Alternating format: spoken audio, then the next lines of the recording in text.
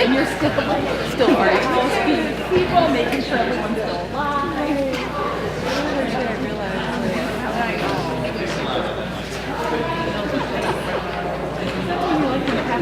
Yeah,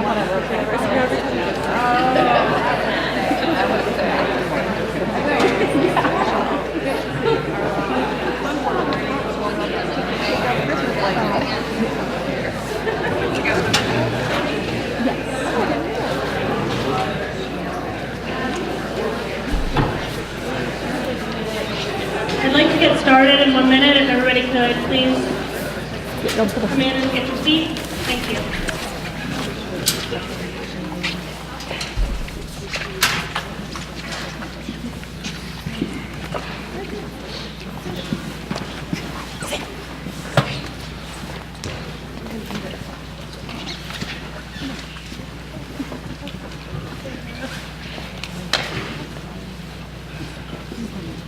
Good evening. I'm Michelle Jacobson, School Board President, and I want to welcome you and thank you for being here this evening. The district's purpose for holding this forum is to provide information, answer any questions that we can, and hear your suggestions and ideas for moving forward. I'd like to introduce the panel that we have up front, so I'll start with that. First, I have Interim Superintendent Pete Punzo, who will have a statement to share with us.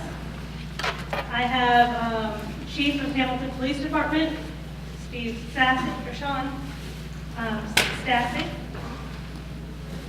I have Brian DeRochi, New York State Trooper, School and Community Outreach Coordinator, who is our regional connection to safety in schools, especially as it pertains to guns and other weapons that threaten our school safety and security. We have Jeff Worsley, Hamilton Police Department, who was deeply involved with the initial investigation, response, arrest, and recovery of the gun. I have Bill Dowslin and Kevin Ellis, our school principals. They're here to listen, observe, and respond if need be. Matt Crum has joined us. He will be helping to take notes. And Chris Rogers, who will be here to help moderate with microphones and help with technology this evening. I thank you all for being here. And again, I thank everybody in the audience for being here as well. After Pete, Brian, and Jeff provide you with information that they have, we will open the floor for questions. During this session, I want us to please adhere to the following. Come to the podium and state your name, ask your question, or make your suggestion. If a question can be answered by a panel member, we will do so. If the question cannot be answered, either because of FERPA laws or because this matter remains under investigation or adjudication, that will be the response of our panel members. Please do not mention student names. To ensure time for all to speak, we ask if you could limit your time at the podium to 1 minute. We are hoping to conclude this evening's forum about 7:15, but do want to provide any of you with the opportunity to come forward to the microphone. So if you could, ask your question or state your thoughts quickly, so we can be able to hear everybody that would like to speak tonight. That would be greatly appreciated. Thank you again for being here, and I'm going to pass the mic to Pete Punzo. Thanks, Michelle. I want to thank you, reiterate what Michelle said. Thank you for being here as well. I'd like to start by giving the factual information that I can give you. Do that first. A student in our school went to Principal Dowslin the first thing in the morning on Thursday, January 17th. And at that time reported that he had been shown a handgun in the parking lot behind the bus garage by another student the previous Monday, the 14th. So 3 days prior to going to Mr. Dowsland. The student who reported this incident also told us that the student with the gun left campus then. So on Monday the 14th, the student had left campus. Bill Dowsland immediately notified me and implemented our emergency response plan.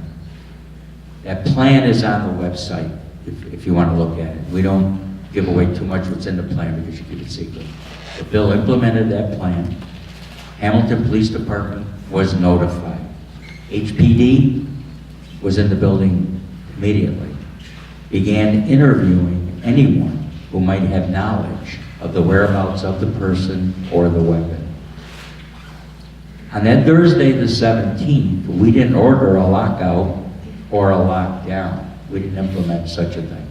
Because on the 17th, we had credible information that there was no weapon or there was no possessor of the weapon on campus, anywhere near school grounds. The next day, out of Madison County, the person was arrested and taken into custody, and the weapon was recovered. That is the police matter to date. So the rest of it rests now within the criminal justice system. The matter at that point then becomes the responsibility of the district. You know, what are we going to do with the student, still one of our students? So we have responsibilities and obligations in student matters. And I want to direct you to Board Policy 1014, which is on our website, and that lays out the code of conduct that Bill and I followed both for due process and for rendering a decision on what was to be done. And that's all I'm going to be able to say about that because of the Family Privacy Act under education law. Coincidentally, on the 25th, which was, there was I can't remember what I can say. There was a process, part of the due process. It came to our attention that the loaded handgun was actually in the building. So we found that out Friday on the 25th. Now, possession of a loaded handgun in school is certainly a threat to school safety and security. There's no question about that. However, there was never a direct threat made by this student toward any staff member, any individual, any member of our school community, any member of our community. We had no direct threat throughout this process. None at all. We have received many questions as to whether we ought to inform our students of this incident, how we might talk to them about this incident. And we had some conversation, I think it was Wednesday or Thursday, that our counselors, teachers, and principals ought to answer questions if asked, and ought to be sensitive to the age of the children and to the questions being asked. We had a faculty meeting earlier today, and some of these approaches came up as to how we might interact. And we kind of talked about the concept of, as a parent, how might you talk to a 5-year-old or a 6 or an 8-year-old if you're asked questions versus a 17-year-old or a 15-year-old. So, you know, we talked today about answering questions honestly, but with a sensitivity to the child. I got some input and ideas today also from the faculty about some things that we ought to be doing down the road. In addition, I've also scheduled a meeting with the district's crisis team next week to, you know, further discuss this matter. We'll get the counselors involved more, the school psychologists, and other administrators and teachers to help. Going forward, and Brian will talk about this, I think, more at length, but going forward, one of the things we want to do is promote very, very strongly the idea of see something, say something. I don't know if any of you or if any of your children had come home even before we knew on the 17th and had heard a rumor, or somebody said, somebody's talking about this at school. Again, Brian will fill it in, but that's what I mean by see something, say something. Get things to, our attention as quickly as possible, even if it's a rumor, even if it sounds like, it's just somebody fooling around on Facebook or something like that. So Brian will dig into that.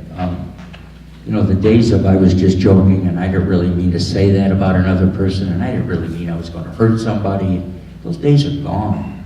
We know that these threats that some kids make are not real threats, and we know also that other threats are very real. So anything you can do to help us in that regard.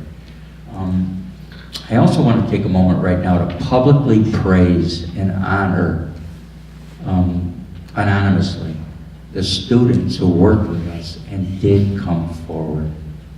They did a very brave thing. And whether you've had teenagers, but you've been around teenagers, it takes a very mature person, a very well thought out person to give us the information we got, because I think they thought it out that their friend was unsafe. Understand our school could have been under threat. But I also think they came forward because I think they feared for the safety of their friend. It took a while, I think, for them to come forward, but we are very, very grateful that they did. So I wanted to honor them publicly that way. I commend them. We have also begun to research a process, and I think Brian might be able to give a little more information on this, on what we call a threat assessment team. We want to see something like that ought to be put in the district as we go forward. HPD has had and continues to have a visibility and a presence in our school.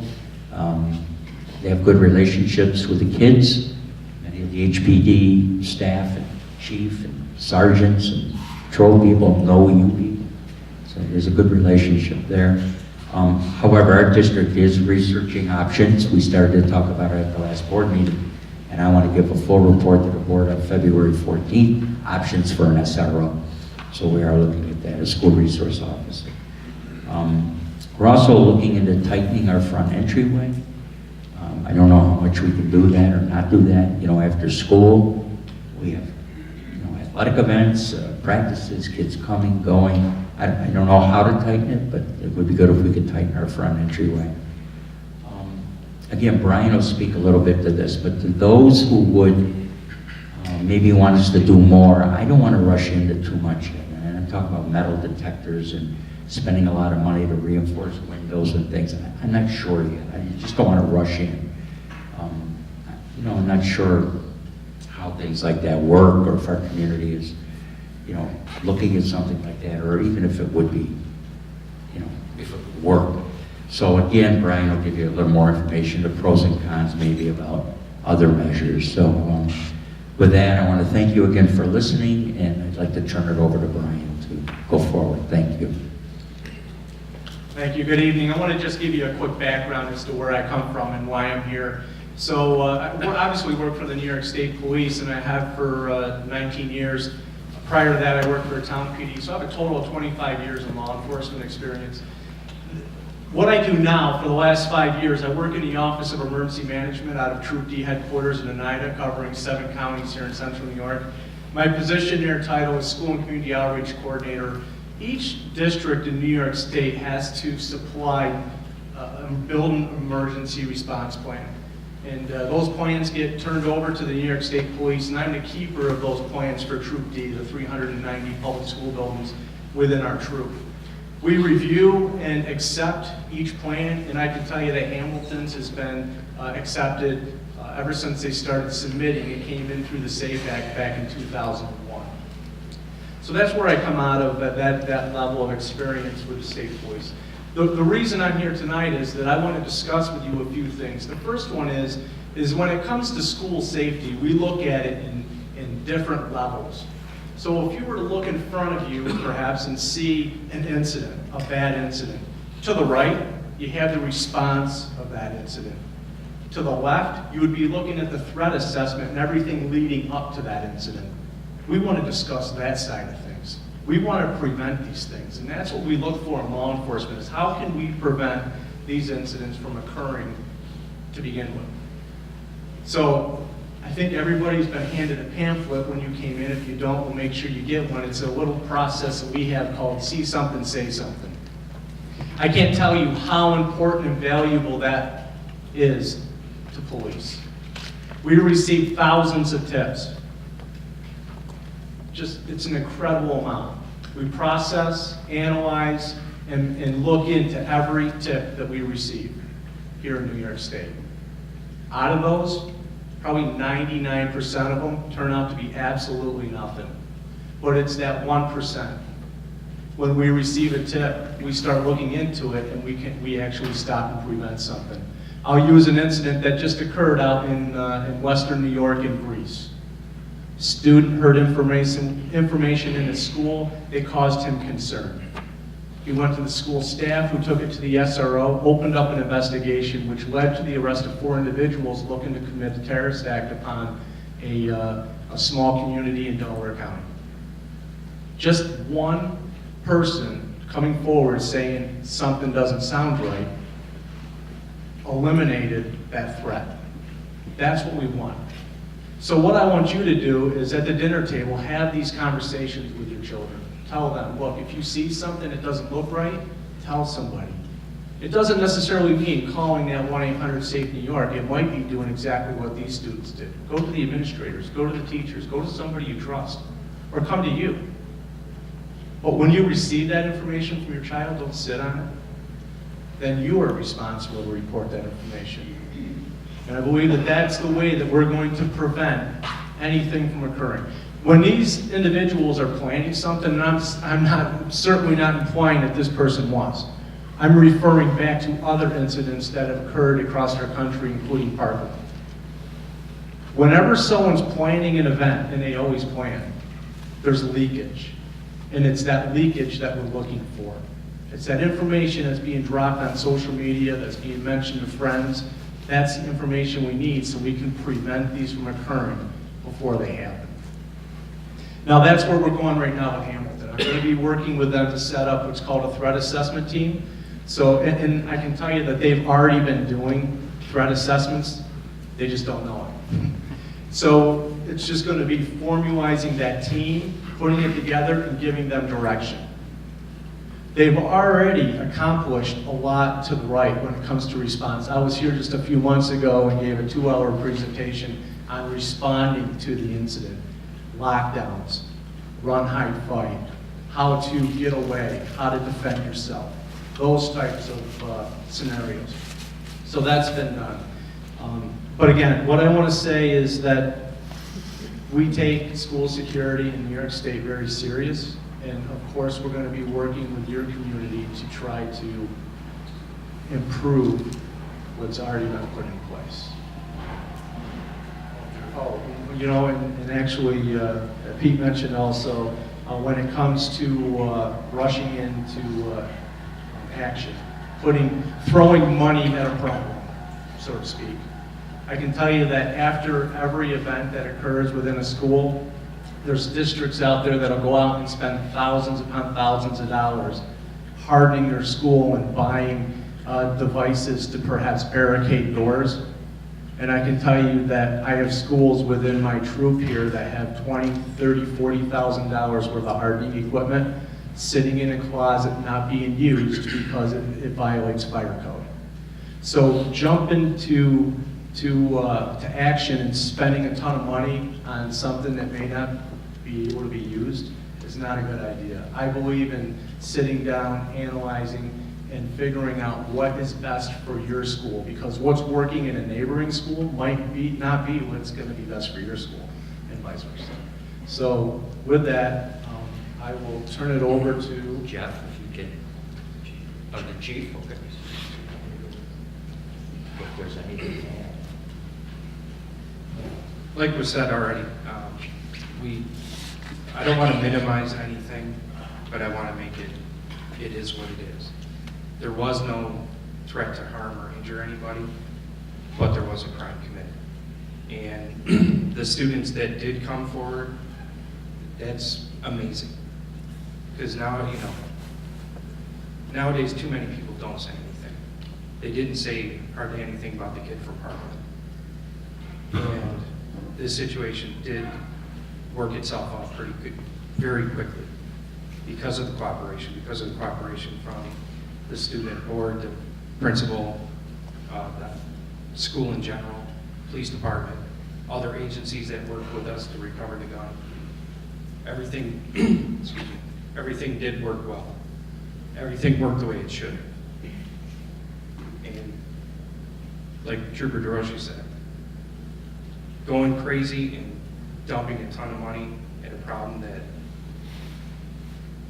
it serves no purpose. Things should be done correctly. Things should be done in order. And I want to say my officers, the school, the state, the sheriff's department, I think everybody worked together good. And I think the community is fortunate to have other people like this that are willing to sit here and talk about these things. And I personally encourage any question. Obviously, we can't give out certain information due to ages. We can't give out any victim information, things like that, but whatever questions that you do have, more than happy to take.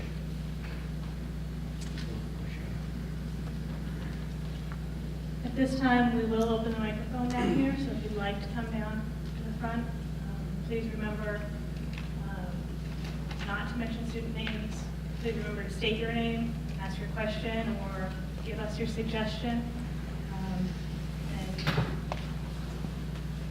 I'll open up the microphone, so if you'd like to come on. Yes. The first one's always the hardest. There we go. That little part was hard.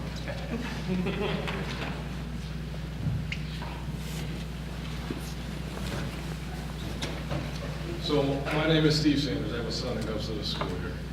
And the first thing that stands out to me is that I do feel, in a way, that the situation, when you say there's no threat, is minimizing the situation.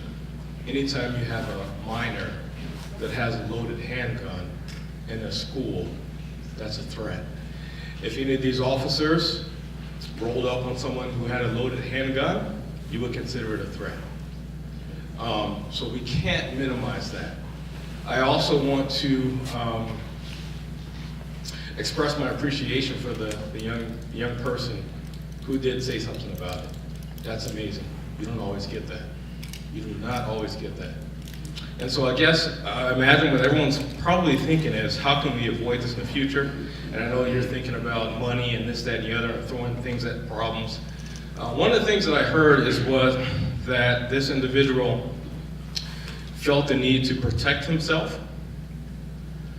And if that's the case, what are we doing as far as the school is concerned to prevent an individual to think that he has to bring a gun to school to protect himself?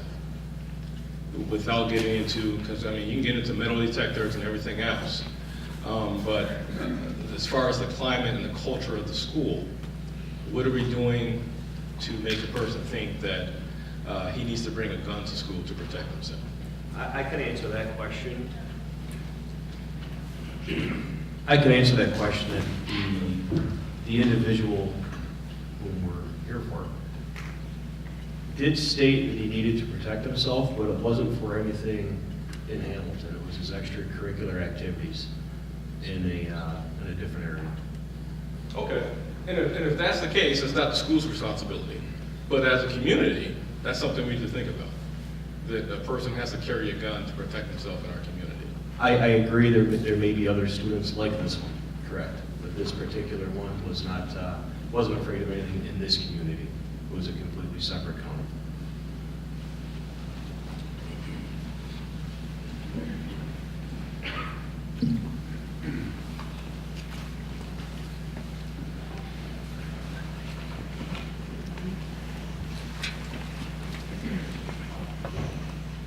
My question and comment are, I feel like the information I received was vague. Okay, the word weapon was thrown around a lot, but yet you used the term loaded handgun. At what point in time were you allowed to say loaded handgun that you couldn't tell us as parents that it was a loaded handgun? After yesterday. Yesterday, Okay, thank you. yes. Oh, wait. I agree with the gentleman that was just up here, just to say that there was no threat, having a loaded handgun and wait for it, an unlocked locker. That's a threat. I don't know how you guys look at it, but that's a threat. Yeah, go ahead. I misspoke just a little bit on that. And I was going to echo the same, Okay. so it might help Okay. as you echo. So I'm Ana Rios, and I have a daughter in 9th grade. My question, I guess, was echoing what my community member here mentioned, that I just want to hear a little bit more about how you assess threat and also intention. It feels like what we continue to, a lot of this is speculation, and it's based on testimony of the student that brought the gun. To me, it's not so much about intent or what the true purpose of the student feeling he needed to bring a gun. The fair facts are that it's a child that felt some need to bring a loaded weapon into school. So something went wrong in our education, and so that's, you keep saying about throwing money at it, and I agree. I don't think it's about throwing money or hardening the school itself, but something did go wrong in the education. So my question was, and this is for us as a community, but also for the school, like, what's the role of education here? Is this being, are there conversations taking place with teachers? Is there any programming? What's the role of education here as well? And also, yeah, to continue to ask what it is that went wrong that allowed a student to think it was okay to bring a loaded gun into the school. Thank you. Thank you. I may have misspoke when it's threat. Sometimes we look at the word threat differently just due to the nature of our job. What I should have said was threats made. There was no direct threat made to harm somebody. The act that it was here, and I agree 100%, is a threat in and of itself. But there is a difference between telling all your friends you're going to shoot up the school and do things like that. By physically having the weapon on the property or on your persons and all around the place, that does increase the likelihood that something could happen, whether it be intentional or accidental. So I just want to clarify, it should have been threats made against, to harm somebody.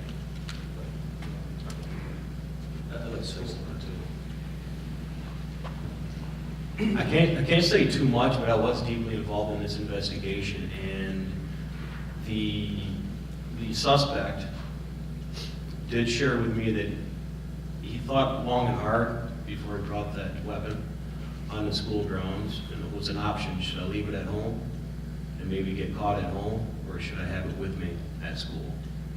So that was the decision that he shared with me, and clearly he chose the option he chose. I don't know why that's even relevant information.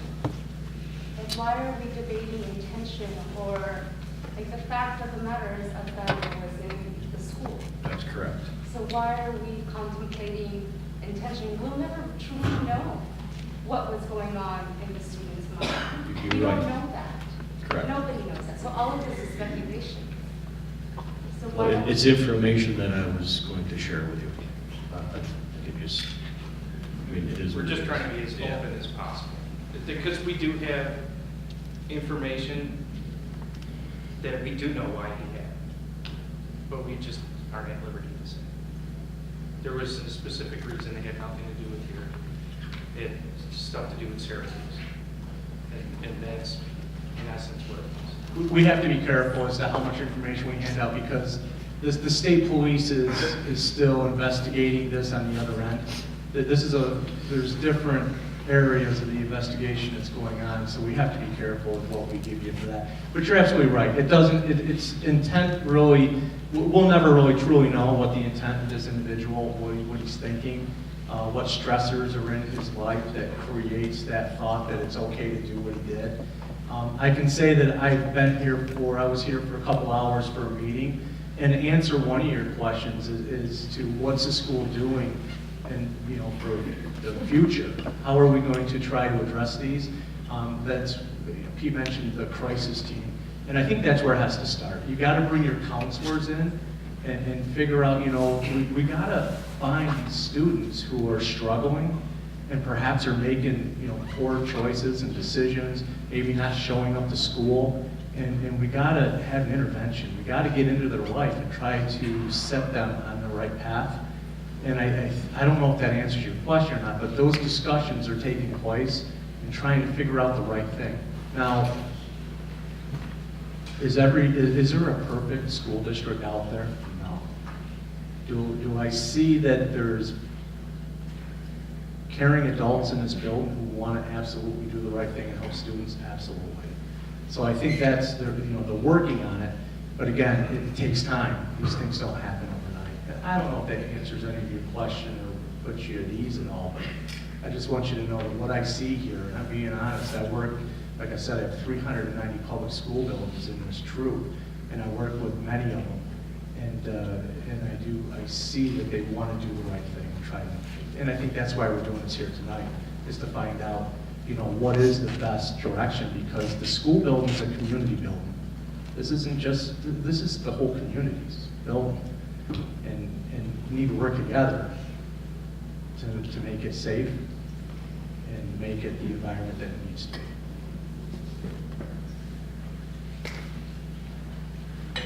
My name is Christina Ganon. I am, my sister is one of Mr. Roy's students, went to RIT. She graduated. She's 21 years old now. Hamilton was amazing.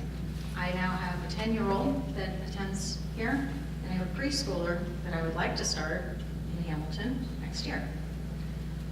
My concern isn't necessarily a student who may have felt the need to be protected. My concern is the moment that that firearm passed into the threshold of the building. I understand throwing tons of money is not on anybody's plans without research, and that's all well and good. But when I come to pick my son up for a medical appointment or to bring cupcakes into school for a birthday or something like that, I have to stop at that door, even though they know who I am and I am a parent. I have to sign in and I have to wait to be let in. I understand that it would be an inconvenience to have metal detectors and students walk through them, have their instruments checked, because they're cases and whatnot. But how did a loaded firearm, and on top of which we're in an agricultural community, there's a lot of homes that have weapons in them. There is access, whether we like it or not. And it's too easy to have a student, whether disturbed or not, whether there's any alarm bells raised or not, feel the need to do that at any moment. And there are times that there's no signs. The kid just walks into school and there's problems. So fire safety is of course important. Not having the ability to barricade a door if somebody came in with a very dangerous weapon like in Parkland and whatever, and I understand that. I understand school resource officers. But to be honest, if I can't walk in with an armful of cupcakes without having to stop and get signed in and have a patch on me, a sticker on me to say that I'm a guest, how are all these students able to just come in and out with their backpacks with who knows what's in them? And it's not just guns. What about knives? What about any other weapon that could be dangerous to another student? And it's not, I made a threat, or there was no threat, immediate threat to another student. How about just dropping your bag and having it go off? How many times do we hear on the news a sibling was playing with a gun that he found that it was his dad's and shot the sister or whatever? It's not just whether or not he took it out of his bag or his locker and pointed it at another kid. It's the fact that there was something dangerous in the school, to me. And I think a metal detector, I don't think that's throwing money at the problem at this moment in time. I think that's an immediate, decisive option to have. Locking the doors, or having the doors so that if a friend opened it, an alarm went off. That makes sense, and I don't think that's a fire hazard. I don't know. I understand barricades are a longer discussion, and maybe replacing glass with fire, bulletproof glass and everything, that's a longer discussion. I completely agree. But making sure that a door cannot be opened without the school resource officer hearing an alarm and knowing, or a teacher knowing that a friend just let another friend in an unauthorized door or entryway, and a metal detector. I feel that that's immediate and warranted. In good recommendations. The one thing I would have to ask though, as well is, how are you, so you staff that metal detector during the school day, but what's this school turn into after 3 o'clock? It's a community center, is it not? Basketball, sporting events, concerts. Are you going to screen everybody coming in? Because if you do it during the school day, you're going to have to do it 24/7. And I say that because if I'm a student coming, or an adult coming to an after school event, nothing's going to prevent me from bringing a weapon and putting it in my locker for later on. Nothing's going to prevent me from bringing a weapon in and committing an act in the evening. So again, I appreciate that, but a lot of thought planning has to go into those types of policies and types of hardware. And as far as fire code goes and barricading doors, I can tell you that the absolute best thing to secure a door is traditional door lock, by far.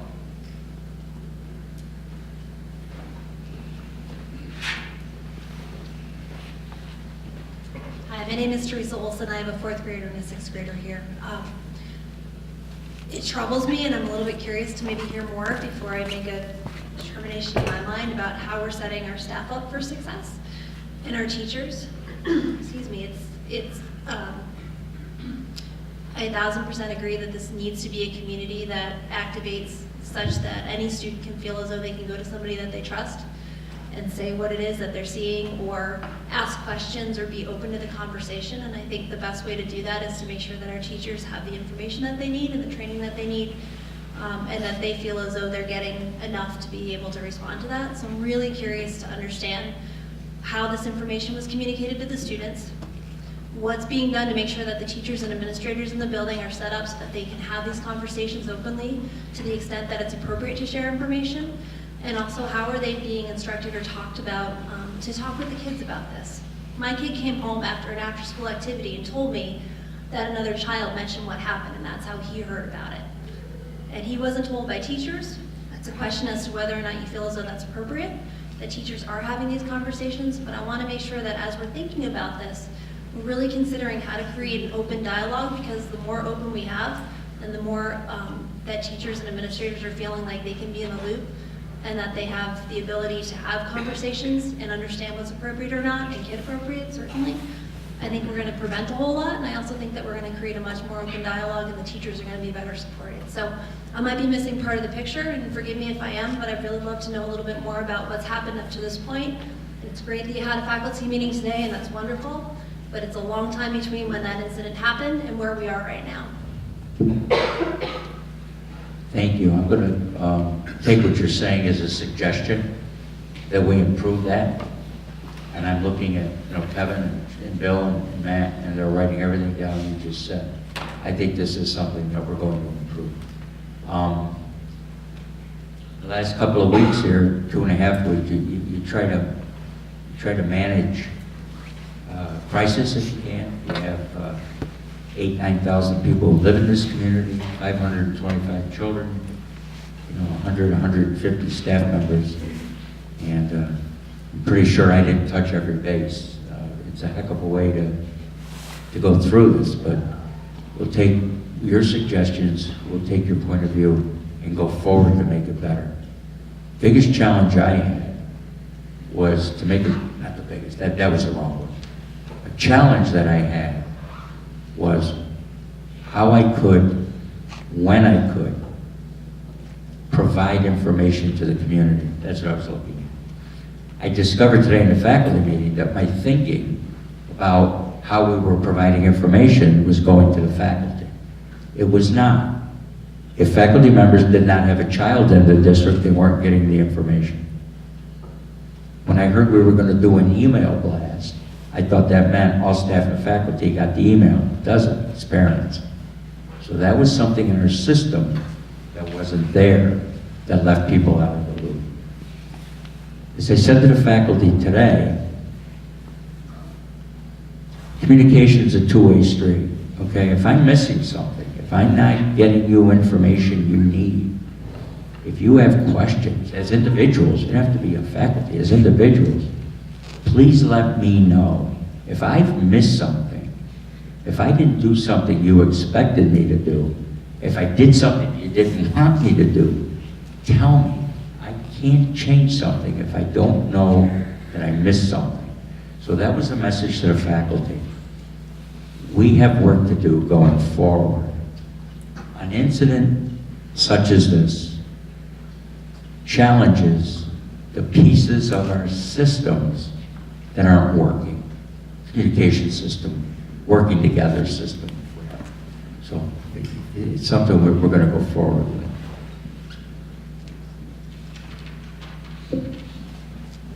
Hi, I'm Maura Tumulty. I'm an 8th grader and a 2nd grader.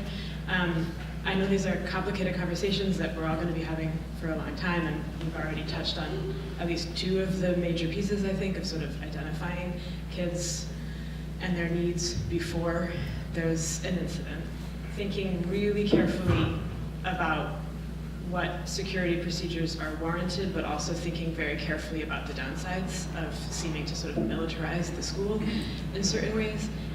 And then there's the third thing, and just speaking personally, I've sort of despaired of the state or the country being able to figure out how to deal with gun control in anything like my lifetime. So I get that there will be access, but the same way that grown-ups can shame other grown-ups into appropriate behavior, I'm wondering if we could take this opportunity as a near miss in our community to think that the adults who are gun owners and gun users could be really engaged. I don't know if it's through the state police, through HPD, other community organizations, to just make it socially unacceptable. I know there's details you can't share, but the thing I keep coming back to is how was there a handgun with ammunition that a minor got a hold of? That just should not happen, and it should not be acceptable in our community to walk around and expect other people to be that cavalier with the weapons in their possession. That may be based on a misreading of this case, but I am aware of other people who, if you ask them, like, how do you secure your weapons? Sometimes people are very happy to tell you with great specificity and pride the steps they take, and every once in a while, when my kids were younger and I would ask before someone went to a house, like, can you just, if you have firearms in your house, can you tell me how they're secured? Every once in a while I would get an answer like, oh, I hadn't really thought about that. I wish there was a way to make that change, because I despair of changing the law, so if we could change the culture around it, I would be delighted.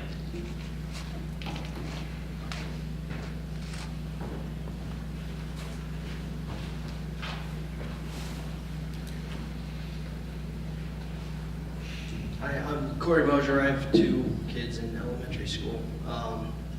And kind of along those same lines, when I first found out about this, you know, I have no fear to go to my kids and talk about this.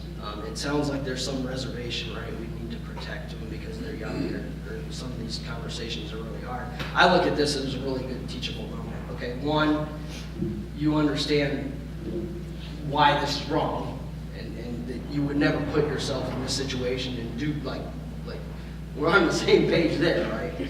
And 2, how they would react had they been that kid who reported it to you. And I do commend you, but I do think there's room for improvement there, because you know, there was hesitation there for 3 days, and that needs to be understood. And my kids know now, if you're ever faced with that situation, that no, you find an adult, you find somebody as quick as you can to get involved with this situation. So I would like there to be more openness, and you know, our kids have thick skin, and they, you know, we live in a world now where I think they need to have these conversations, and along those lines, we need to learn how to better have those conversations. And I think it does need to happen in the homes. Yeah, I couldn't have said it better myself. I agree with you. The See Something, Say Something program, again, it's not just a state program. It's a program where we teach our children to come forward and tell us things regarding safety and security, not only in school, but anywhere as they may be. So I totally agree that having those conversations is key, and making them feel empowered to be able to step forward, not scared to come forward and report anything that may be going on. I agree with that. Thank you. Oh, and on top of that too, there will be a See Something, Say Something campaign going on here with the students. They're going to be seeing posters, they're going to be in pamphlets, and in fact, I'm going to be coming into a learning forum, and we're going to have those conversations with the students about how important it is to come forward and give information immediately, so it can be looked into to keep not just them, but everyone safe. I am TJ Larson. I'm a senior here at Hamilton, and I just wanted to recommend that you have some assembly or something and talk to the students. I think the students need to get the information from a formal source and not through their friends. I haven't heard much, but I've been hearing things and I don't know if it's true or not. So I'd rather hear it from a source that I know I can trust and not just from friends in school. So I think the entire high school and middle school needs to hear it like we're hearing it now.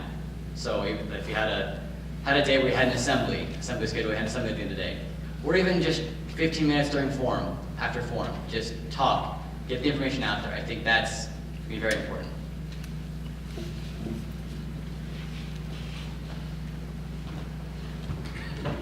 I'm Jennifer Myers. I have 3 kids, one who hasn't started HCS yet, and one who's in 8th grade, one who's in 5th grade. I just wanted to say I'm so heartened to see how many people are here, and just to see such representation of parents, of kids of a variety of ages, of teachers, former teachers, community members, and I want to thank you for putting this together. And I want to echo, to some degree, what TJ said, is that solving this is not going to be something that individual gun owners do, it's not something that individual faculty do, and it's not the person at the front desk that's going to solve. It's something that has to be solved community-wide. I think that there's one thing, I'm a pediatrician, and having spoken to faculty members over the last 10 years, I will say one comment that comes up over and over and over again is the increase in anxiety in our students, and I'm seeing a bunch of the teachers nod as I say that. And we have to be careful how we frame this, and that turning it into a police state where See Something, Say Something becomes a turn your friends in movement, or kids have to go through a war zone to get into their place of learning that should be their place of comfort, is not the way to solve that. That's going to create more kids who feel like victims, who then may feel compelled to bring a weapon to school. That education in a group level, and I know that school counselors in Hamilton really are working not so much, they are working with individual students, but moving towards more group learning, character education on a group level. So it's not so much, I talk to little kids about, do you know the difference between tattling and telling? That this is not tattling on your friends. This is, when something goes wrong, it's important to tell. And teaching kids not to be a tattletale, but to solve things in community.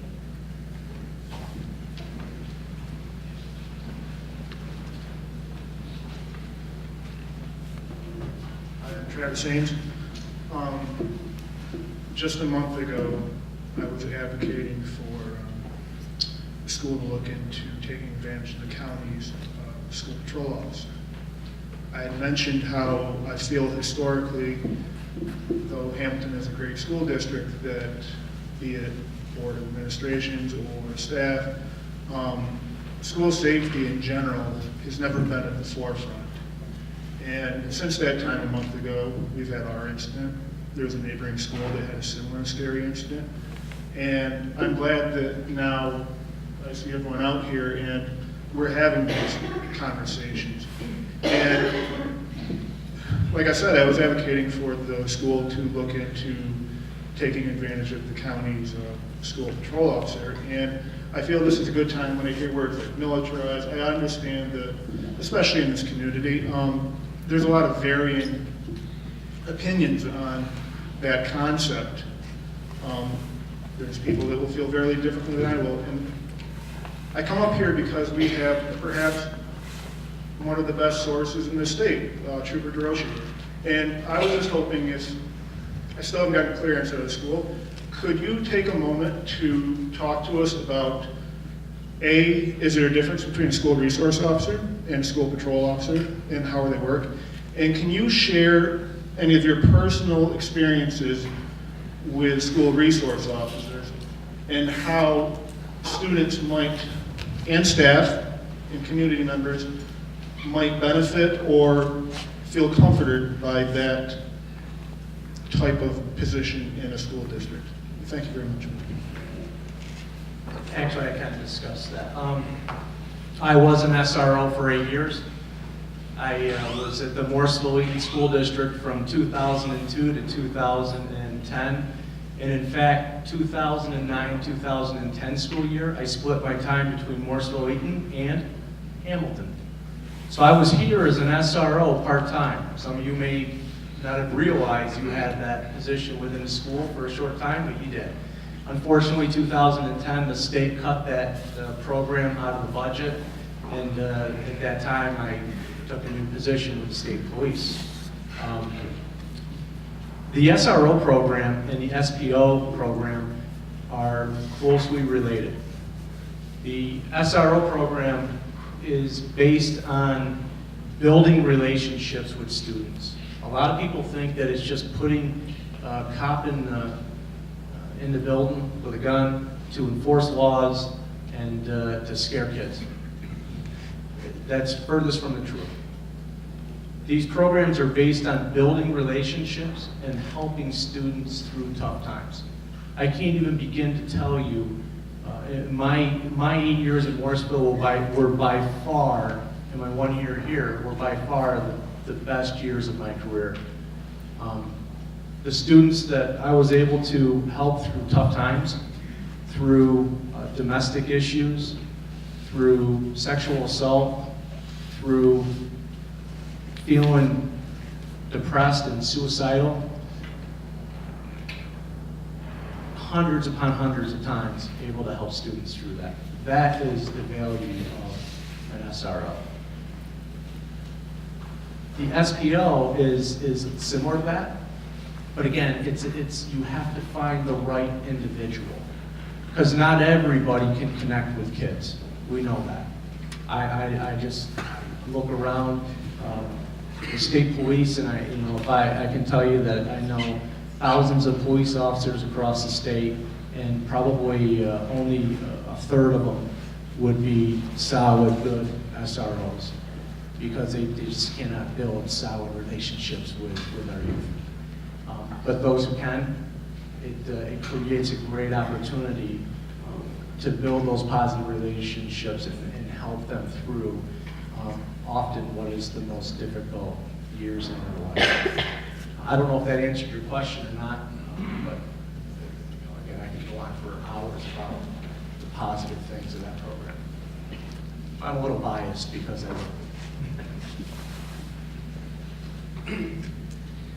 When I was in North Syracuse, that's where I came from, where I did almost 20 years.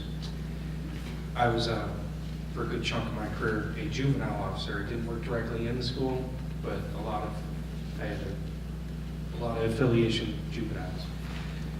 Some were for arrest, most were not. I always tried to defer any arrest through trying to either get the kid on the right path, work together with the student, just like all the different things that he was saying, the different types of struggles that they have in life. I've sat down with some of these kids, helped them with homework, and talked with them about some private issues, some things that might have been borderline on the law end of things, but that's not what my first instinct is to just go and make an arrest, and that would address the militarizing.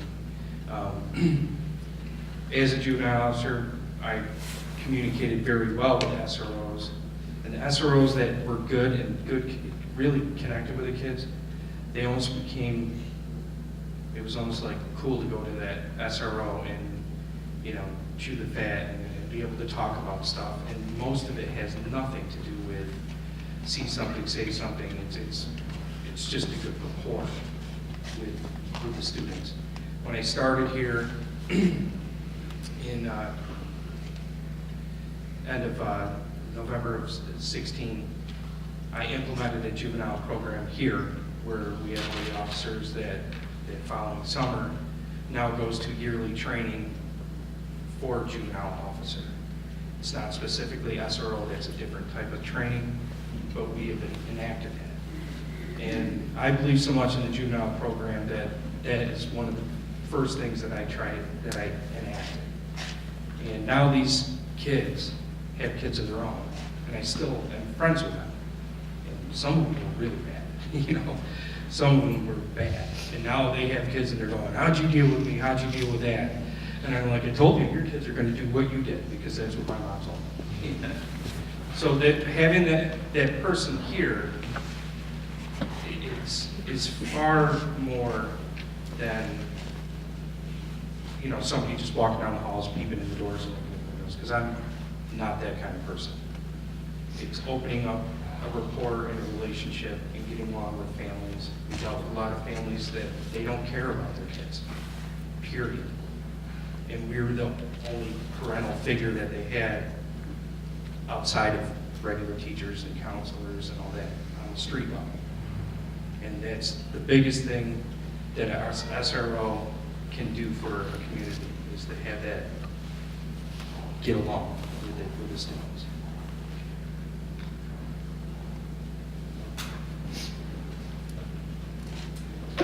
My name is Shannon Winter, and I have 2 kids at HCS, one in high school and one in elementary.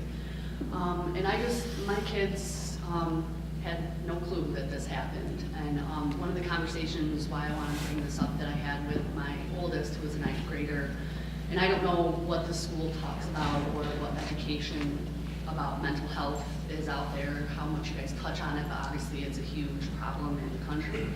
And one of the responses that my son, made was, oh, well, my friend would never do that.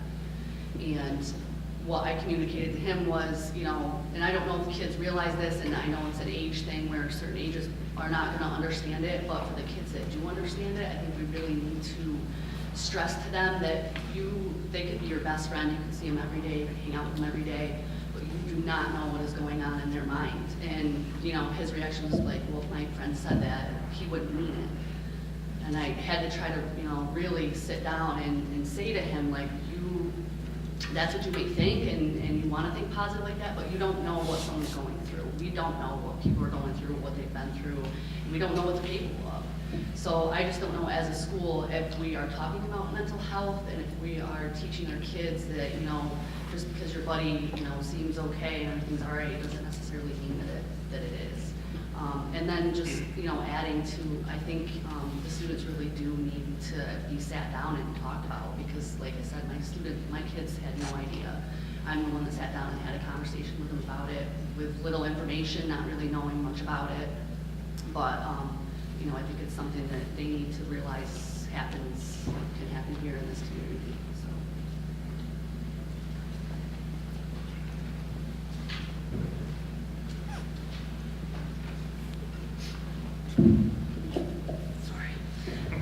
Hi, my name is Byung-Sun Kang, and I have 3 kids.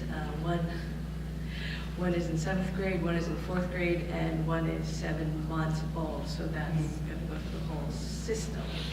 I'm really glad that we're here to talk about this. And I have 2 sort of main thrusts. One of which is that I did talk to my kids about this, and they didn't know what's going on. But what I wanted maybe for the school to offer ultimately is maybe courses or just times in groups where they deal with conflict management or de-escalation of situations, because I think some of this stuff starts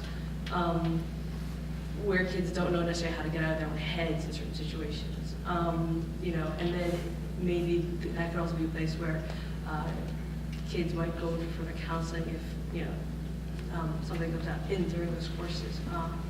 this is, because I think the previous speaker said something very important about mental health and not necessarily understanding where kids are coming from all the time, every day, and what kind of home situations they come from, or things like that.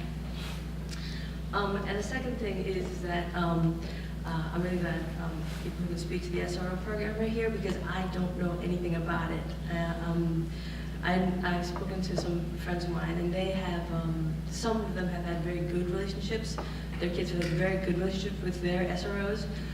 But, we're a crisis-driven society, and I don't want to be ruled by crisis, but I also know that there's also a lot of stories about SROs that do not, that are not necessarily models for my children. So if possible to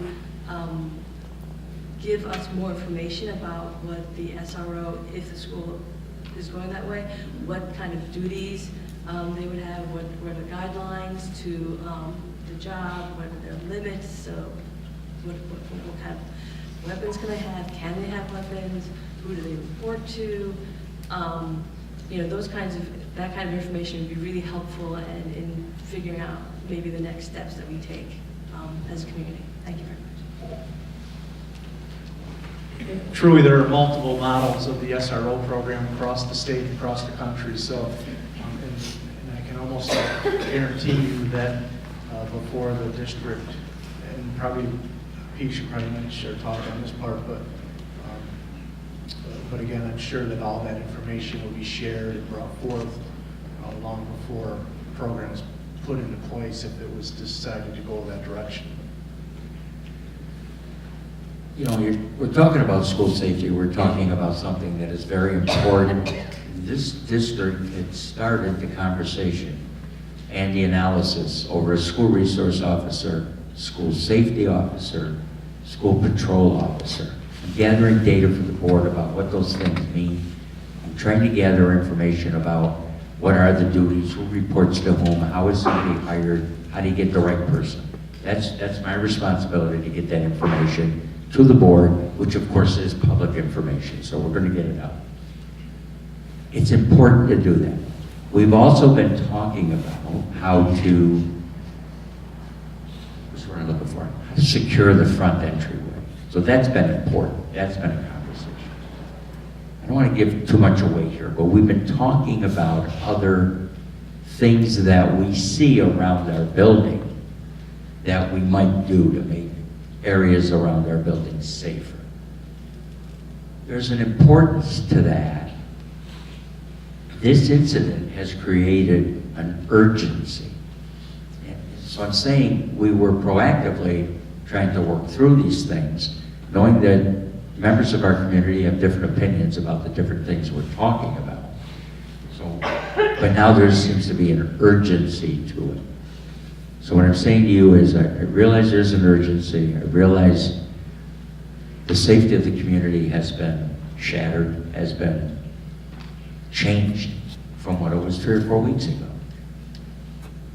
It doesn't change the fact that we need to continue to do this important work. Now I'm saying we're going to do it quicker. And that's how I'm looking at it. I don't know if anyone else has a comment.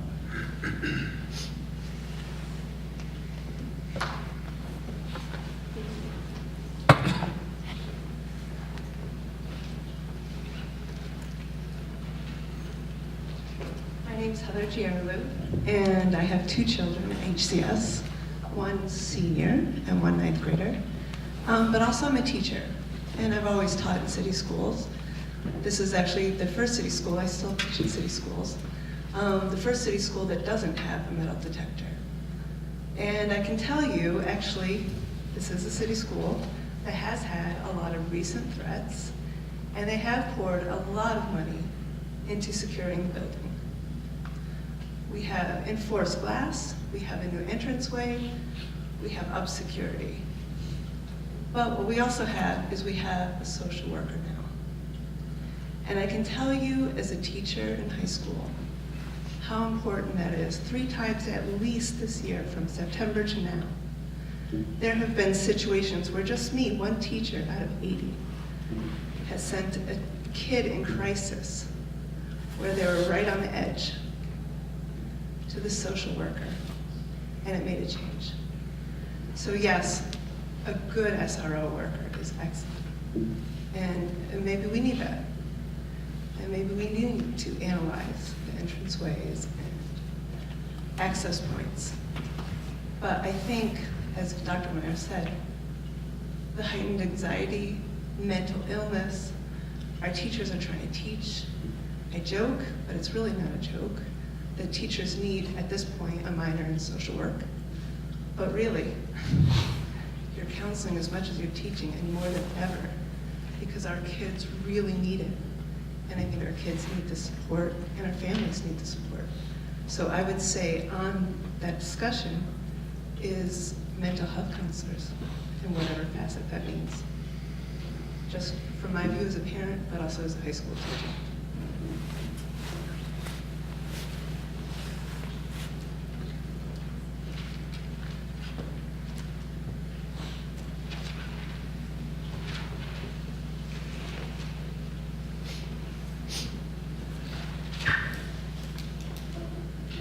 Hello, my name is Denise Contreras. I am a community member here. I support this community because I feel like I'm a part of it. So I'm here today because of what I've heard. One of the things I'm curious about, has a psychological assessment been done, or will a psychological assessment be given to that student? Reason being to lessen, or at least to identify maybe some problem issues for the social worker if they are here.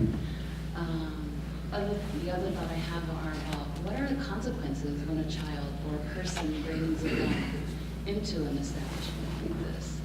I imagine there are consequences for us if we were to bring a gun to our work. And when I think about consequences, I also think about, because these are children, what are the rehabilitative consequences?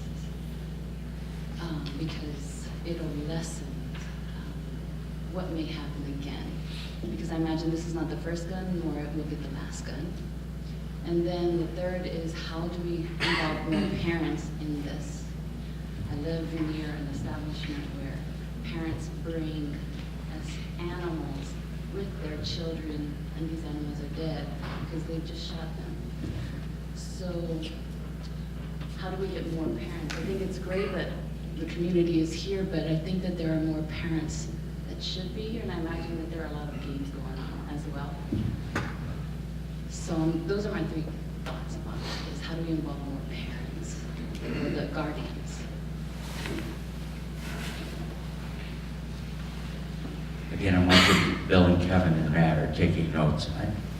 I'm going to take your questions, if I may, as if they're statements, okay? It would be a good thing if a psychological evaluation were available to the child or family, is what I heard you say. It would be a good thing. I also heard you say that, what might the punishment kind of be? Should there be a punishment? I mean, if an adult brought a gun into the school. Again, I can't comment on anything specific there, but I'll take your question as a statement that maybe punishment is in order here. You also asked a question about rehabilitative, how might we help a child? I'm going to take that again as a statement that I think you're saying it would be a good thing if there were some rehabilitative opportunity for the child. So I heard three questions, but I'm going to take them as three statements, okay? Okay, thanks. So can I have a second bite of the apple?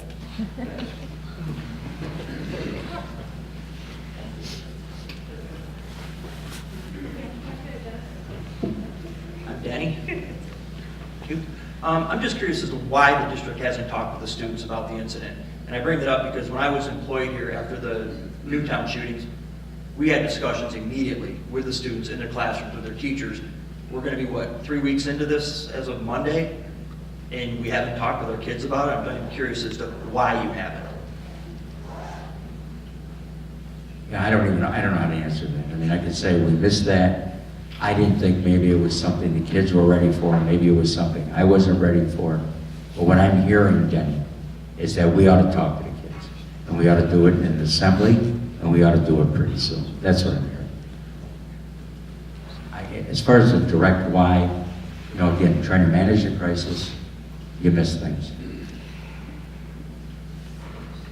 I know there was also an active police investigation going on, and one of the things you have to be cautious about is giving out too much information immediately, because obviously this person has friends in the community, and the more information it gets back to that individual, the less likely you are to a couple things: get a confession or recover a weapon. And so you got to look at that as being like, how much information is enough? And that's a tough call. It really is. That's a tough call as to how much you're going to give out.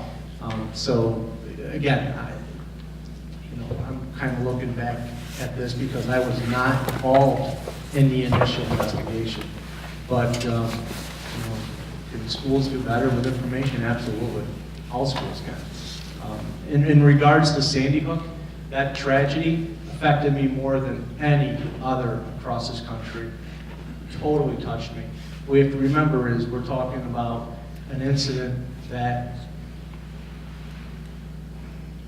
this is hard to word, it's hard, I don't want to say the wrong thing here.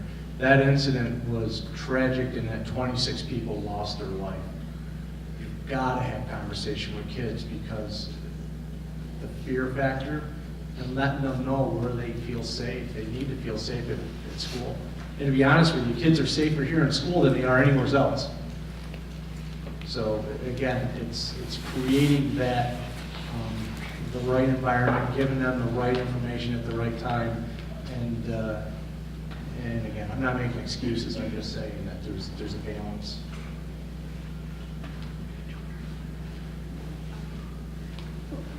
Just looking at time, I know there's two people currently that are looking to come forward. If anybody else still has something that they'd like to say at the microphone, if you could work your way to the front so we have an idea how to gauge things, that'd be great.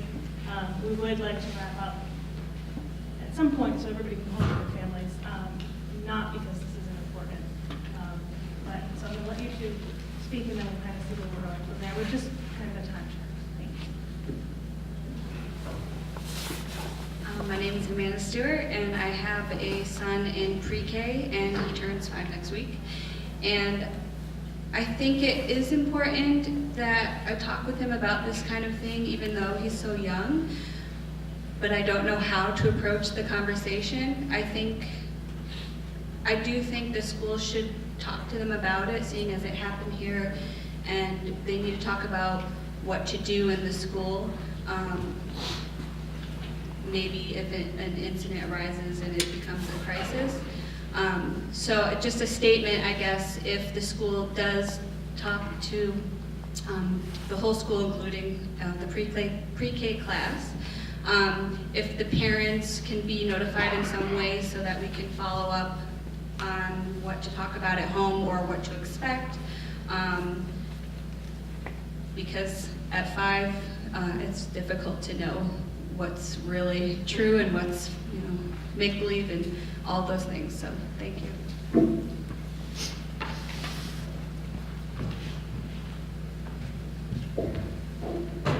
Thanks. I'm Ed Witherspoon. I'm the parent of an 8th grader in the school. And I guess I just wanted to offer a comment and to applaud what I hear is one of the themes that was coming out from the panelists, which is their stress on the importance of the human aspect of intelligence work, of gathering the information and trying to be proactive and identifying problems. That seems to me something that's going to be much more effective and sustainable in the long term than any kind of physical search and hardening of the school and metal detectors. I think one thing that strikes me about that is that an important part of gathering that human intelligence from the students and the students who know what might be going on is conveying the administrations and the resource officers and the communities concerned for the well-being of the students involved.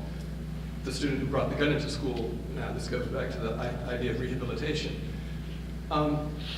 If students have the sense that when they tell something that's disturbing about their friends, that their friend is going to be supported I mean, obviously, you'd have to confiscate a gun, you'd have to turn it over to the police, but if you have to, if you can convey the sense that the result is not necessarily going to be clamping down on this individual with the full force of, like, you know, you're out of here, you're bad, you're done, but finding ways to support that student as, you know, along with, of course, maintaining the safety of the rest, but conveying that message of we're trying to make the best experience and give every student in the school the best life prospects that we can. Now, I know we're getting ready to wrap up, and I just want to take 2 seconds to say something that hasn't been spoken here yet tonight. And that's, first of all, praising this administration for their quick response when that information was received. And truly for the quick response and the investigative efforts that went on by Hamilton Police to bring this to a quick conclusion. Often these cases drag on for multiple days. This one really, once it was learned, was solved really quick, and recovery of a weapon very fast. So I give them a round of applause for the way that they handled this investigation and again, brought it to a quick conclusion, as well as for the way the administration here quickly reported and handled this. So thank you for that.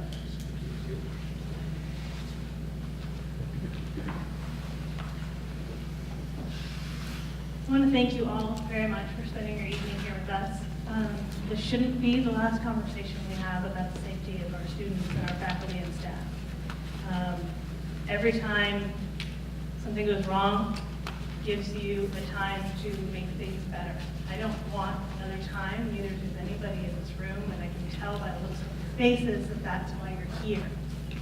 It is important that we continue our conversations. It is important that we continue the education in the school, and to make sure that we continue to do the best we can for our kids, because that's what we're all here for. So thank you very much. Please go home and hug all your little ones, and have a good weekend. And if there's anything else that you think of through the weekend, Pete Funzo would be the person that you would contact. Please make sure you give him a little time so that he can get back to you.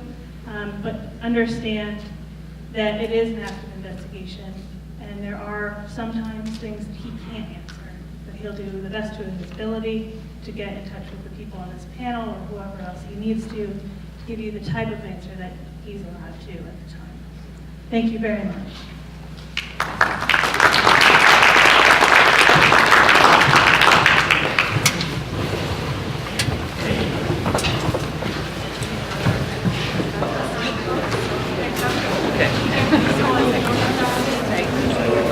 Good night. Good to see you.